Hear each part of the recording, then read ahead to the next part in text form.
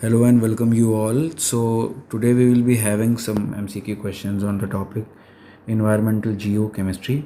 You can join our Telegram channels for quizzes, jobs, PhD admissions and other updates. UGC Net Paper 1 and Environmental Sciences, we have two different groups. So moving on to our first question, we have which of the following processes primarily responsible for the release of sulfur dioxide into the atmosphere? So it is a very simple question and the answer is volcanic eruption. तो क्यों होगा volcanic eruption? बहुत ही simple है. So this we have taken from NASA. So there are some satellites and instruments which are continuously monitoring sulfur dioxide emissions. जैसा कि आप देख सकते हैं इमेजेस में, अप्रैल 2024 की इमेजेस हैं and we have an instrument, ozone monitoring instrument. So the three Earth observing systems or satellite, they are actually providing the SO2 data from the volcanic eruptions you can see. So this is a very basic question, but advanced question क्या हो सकता है कि अब monitoring कैसे होती है? So now the monitoring is done by using the satellites. Moving on to our second question is, what is the primary cause of acid mine drainage? So the concept of acid mine drainage is not new. Acid mine drainage क्या होता है पहले देख लेते हैं इसे. सो ये आप देख सकते हैं कैसे एसिड माइन ड्रेनेज हो रहा है.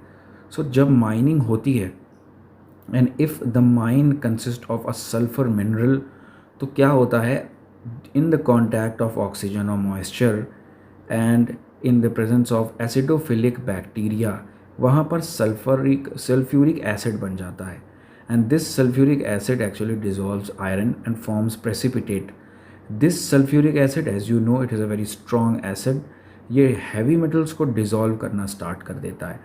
Now the pH goes low and now it is of the nature of acidic. तो ये acidic हो जाता है जिसमें काफ़ी ज़्यादा heavy metals, arsenic, cadmium, lead ये सब हो जाते हैं. Now this starts into infiltration of groundwater or surface water. This is known as our acid mine drainage. तो acid mine drainage का जो क्वेश्चन था, क्वेश्चन क्या था? The question was what is the primary cause. Primary cause होगा हमारा oxidation of sulphide material. Okay, now our next question is which element is considered the most mobile in the soil plant system. तो यहाँ पर जो options given है, according to these options the answer, the perfect actually the answer would be cadmium. Okay, but important to tell you is वैसे वो answer है phosphorus. Phosphorus is the most mobile element in terms of plant metabolism.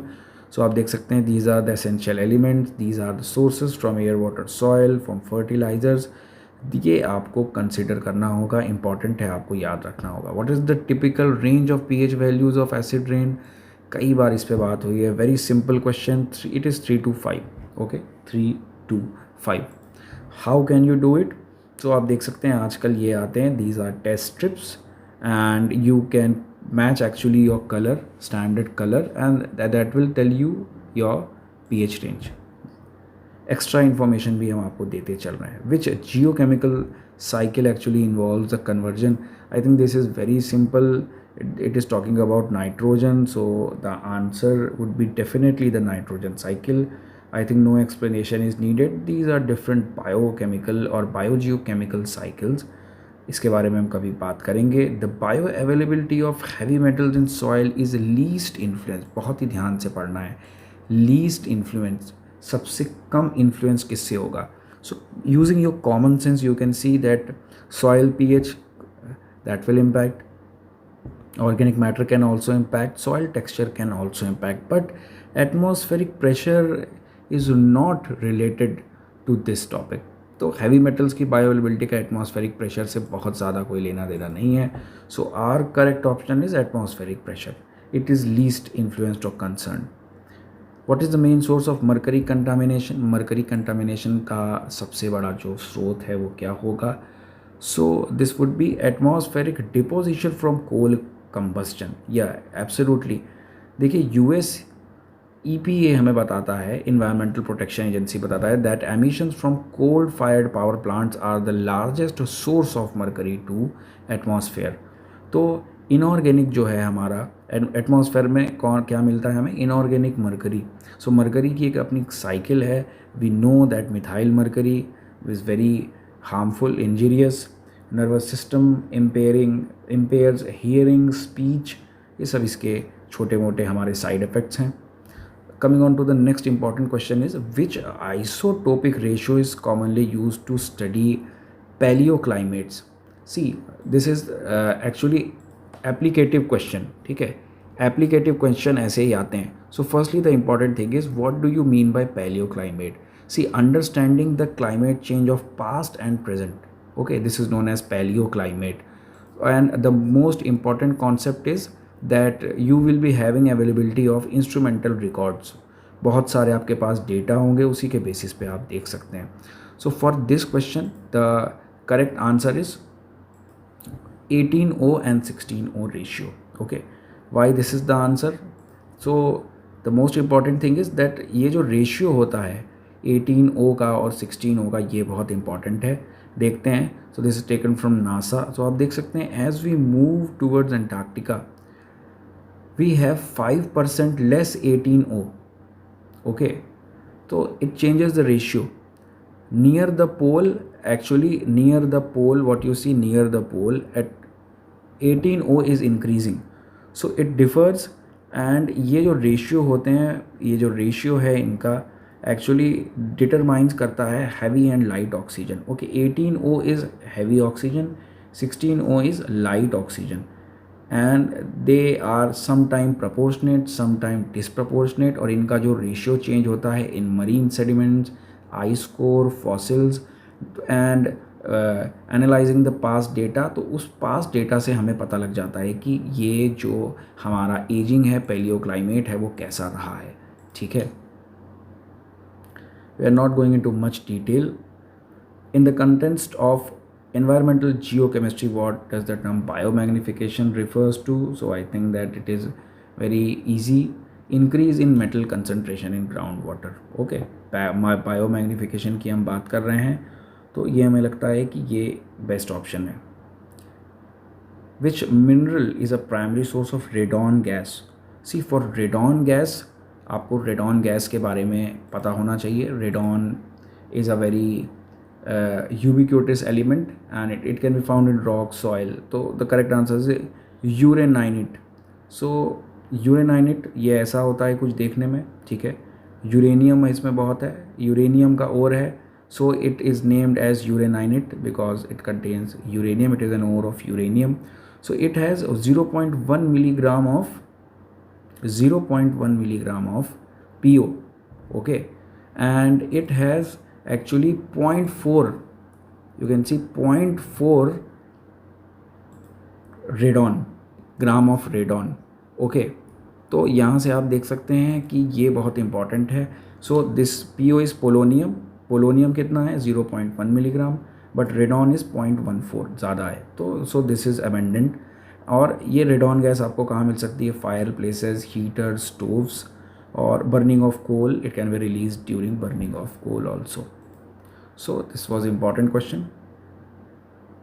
Which of the following geological settings would you expect to find significant deposits of arsenic in groundwater? तो देखिए इसका answer होगा alluvial plains with pyrite bearing sediments. pyrite क्या होता है? एक iron का हमारा ये ओर है, FeS2 कहते हैं pyrite। डिटेल देखते हैं। So you can see this map has been taken from a published research paper. You can see the star is arsenic contaminated Terai belt. ये पूरा का पूरा जो तराई बेल्ट है और जो हमारा बंगाल बेसिन है, बंगाल डेल्टा, ये यहाँ पर आर्सेनिक इतना यूपी में, बंगाल में क्यों ज़्यादा मिलता है? UP, Bengal have a high concentration of arsenic, क्योंकि यहाँ पर जियोलॉजिकल सेडिमेंट्स की वजह से आर्सेनिक बहुत ज़्यादा एनरिच्ड है। ठीक है, आप देख सकते हैं इमेज को, यहाँ पे आपको दिख रहा होगा star, this black dot, black star is arsenic sediments. So होता क्या है? आर्सेनिक कंटामिनेटेड जो एक्वाइफर हैं, वो जो क्लेई डेल्टाइक सेडिमेंट होते हैं वहाँ पर ज़्यादा अच्छे से पेनिट्रेट कर पाते हैं। तो वो है Ganga alluvial, this Ganga plain and this Bengal delta. Okay, ये पहले से होता आ रहा है। नेचुरली भी आर्सेनिक क्या है, कंटामिनेट होता है, इट एक्चुअली एक्यूमुलेट्स, सिर्फ ह्यूमन की वजह से नहीं होता है। Next question is which process responsible for the formation of acid sulphate soil. तो एसिड सल्फेट सॉइल जो होती हैं उसमें क्या होता है, when they are also expose to air the iron sulphide react with oxygen और सल्फ्यूरिक एसिड वहाँ पे बनता है। This is the basic concept. Okay, तो ऑक्सीडेशन ऑफ पाइराइट है यहाँ पर भी, ठीक है, ये एक बार देख लेते हैं। when left undisturbed acid sulfate soils do not present any risk, okay, but when they are exposed to air they actually create sulfuric acid, and you know sulfuric acid when will then dissolve metals and then it will become toxic. This is the reaction. आप reaction में किसे देख रहे हैं, FeS15O oxygen हो रहा है यहाँ पे, वाटर इज मॉइस्चर, ठीक है। क्वेश्चन में क्या पूछा गया था, विच प्रोसेस इज रिस्पॉन्सिबल, तो पाइराइट अभी मैंने आपको बताया पाइराइट इज FeS2, तो इसका ऑक्सीडेशन हो रहा है, ये देखिए हो रहा है oxidation of iron pyrite. Okay, geochemical anomaly क्या होता है, जियोकेमिकल एनॉमली मतलब कुछ अजीब घटना, कुछ sudden surprise. So this will be the unusual concentration of chemical elements in a specific area. Unusual मतलब बहुत कम या बहुत ज़्यादा, वेरी हाई लेवल्स और very low level, both would be the concentration. Okay, what is the primary reason for the aquatic toxicity of methyl mercury? So this is the ability to biomagnify in food chain. The tissues of fish actually contain methyl mercury. Okay, you know that, so no need for context of any explanation. Adsorption का मतलब क्या है, adsorption is relatively binding of ions और molecules to soil particles. Okay, वैसे आप जानते होंगे this is adsorption, a surface phenomena only at the surface.